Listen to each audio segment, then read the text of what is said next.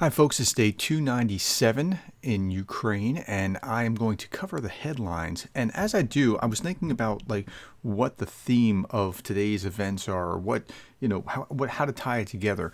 And there's a reason why I think that Ukraine is vomiting Russia, everything Russian, out of their mouth. And I'll talk about that.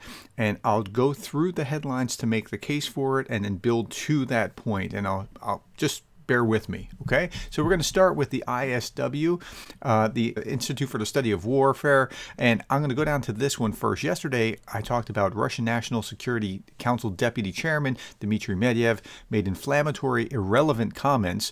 Medvedev published on December 16th a list of what he described as legitimate military targets, which became very expansive, right? Like I was talking about how general civilian infrastructure could be a military target if it in any way contributed to war. I said, so by his definition, a little old lady could be a legitimate military target. And then somebody commented about how, hey, little old ladies with a jar of pickles, they could down drones. And a great comment.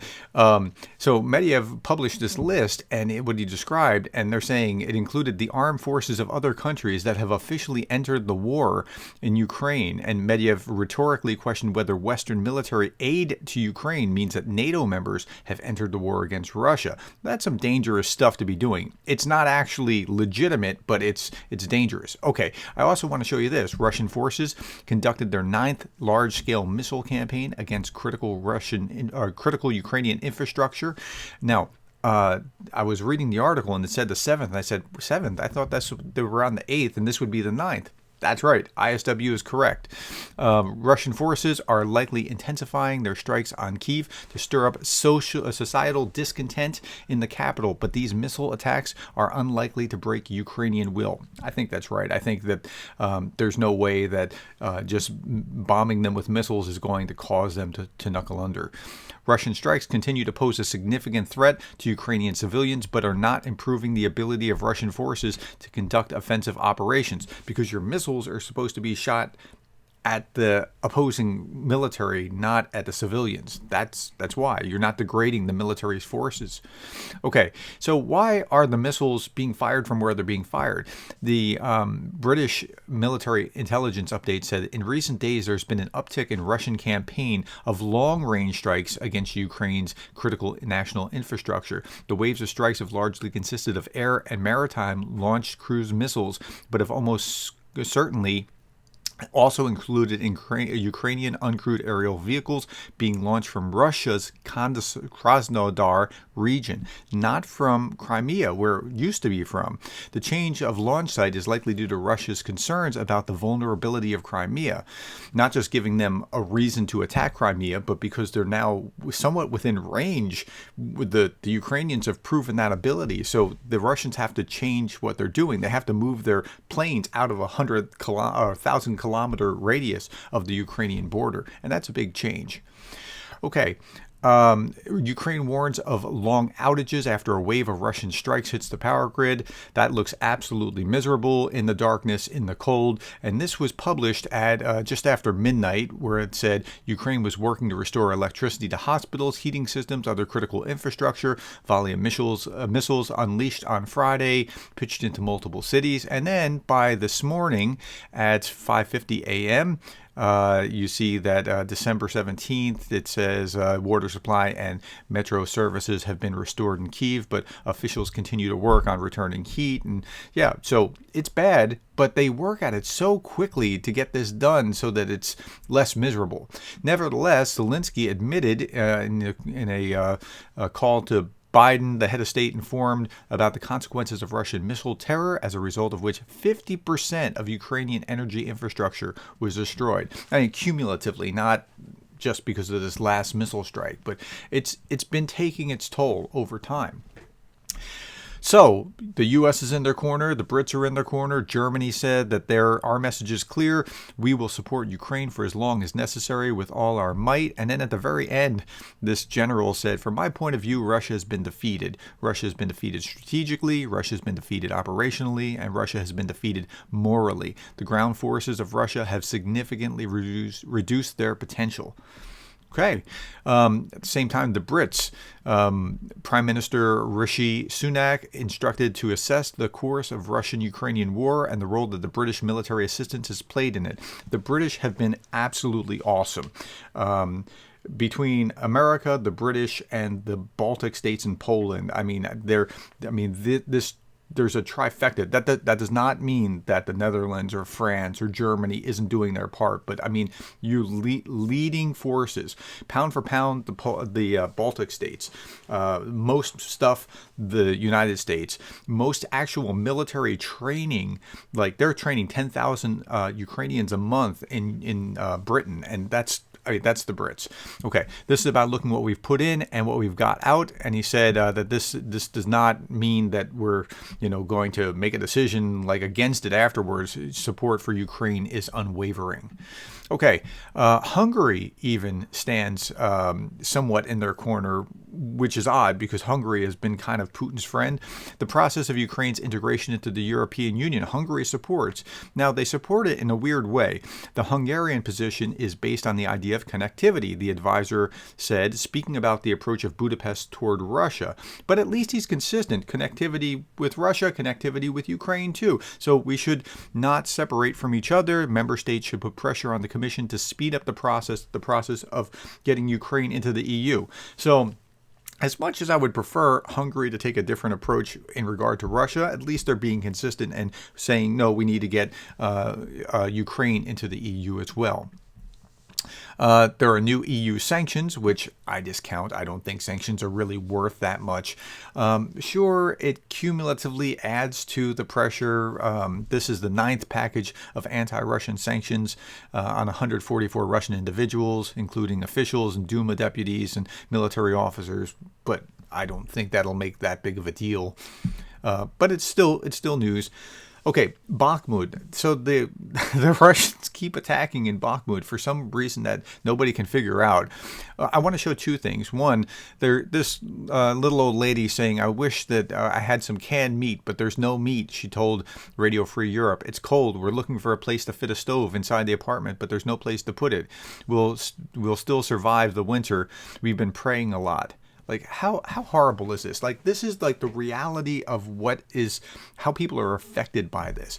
And then when we're talking about Bakhmut, for whatever, a Ukrainian official, for whatever reason, we continue to see Russia prioritize this particular area.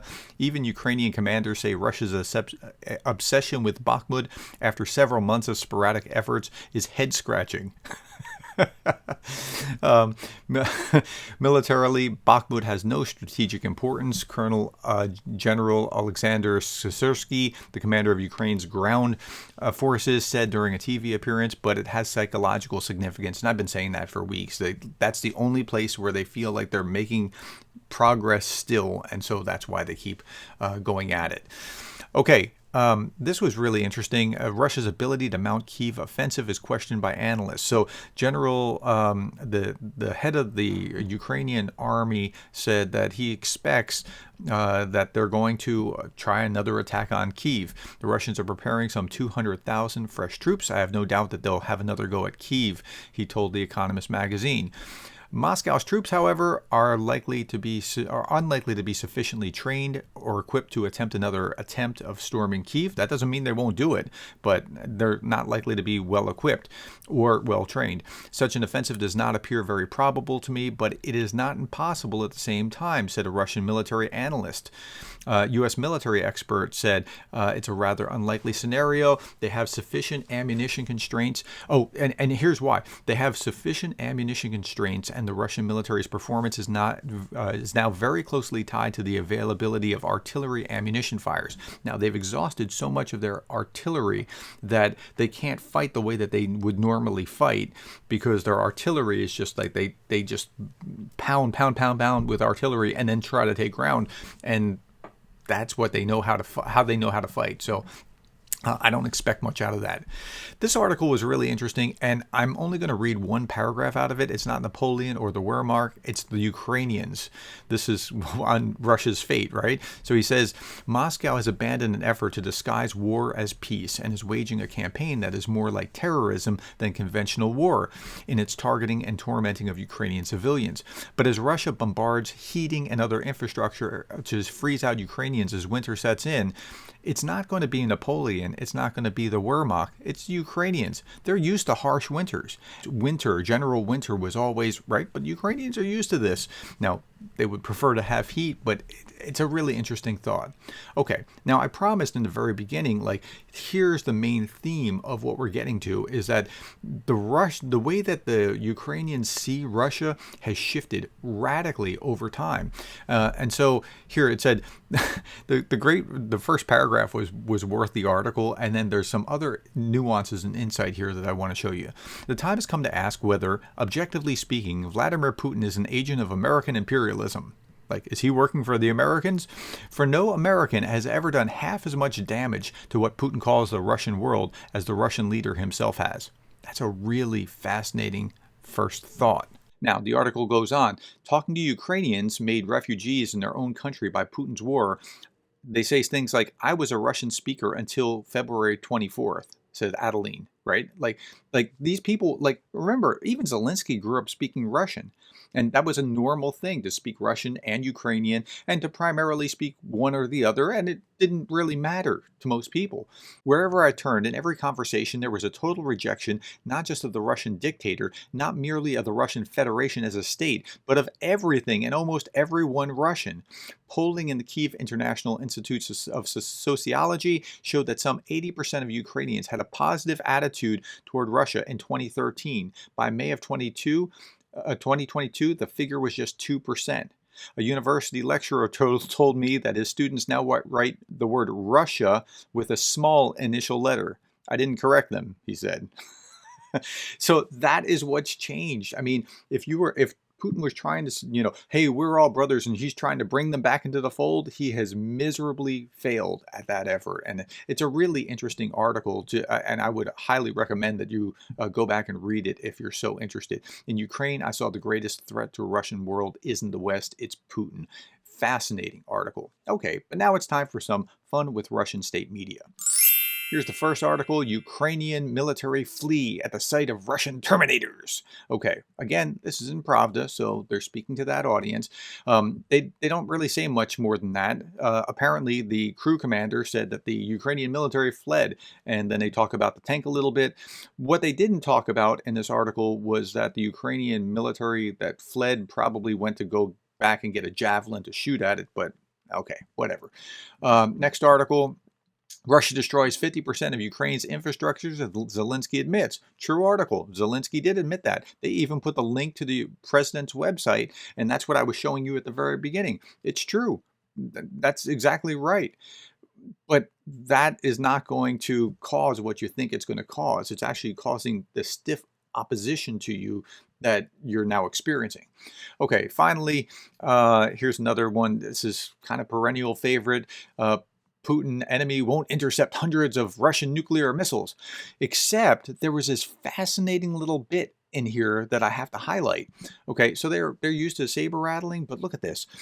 This means that the warheads of enemy missiles will inevitably fall on the territory of Russia. However, the enemy will be wiped off the face of the earth because intercepting hundreds of missiles is impossible, Putin stressed. So he's saying we can fire hundreds of missiles on them, they can't intercept it. Of course, that means that they're also going to destroy us. Huh? Who's writing this? How is, like, what would Putin be thinking to say this? Okay, so that just means you're not going to do it because that would be wiping you off the map as well. So, okay. Anyway, all right. In my very next video, I'm going to be interviewing Orest Zub. Orest has this fascinating channel called Reporting from War in Ukraine. It's just his name, Orest Zub, and he goes through. He has 60 some odd videos just looking at the damage in the neighborhoods around Ukraine and talking to people on the street in Ukraine, and it's really fascinating. So I hope you check that out. Thanks for your time. Thank you for being the kind of person that cares about Ukraine.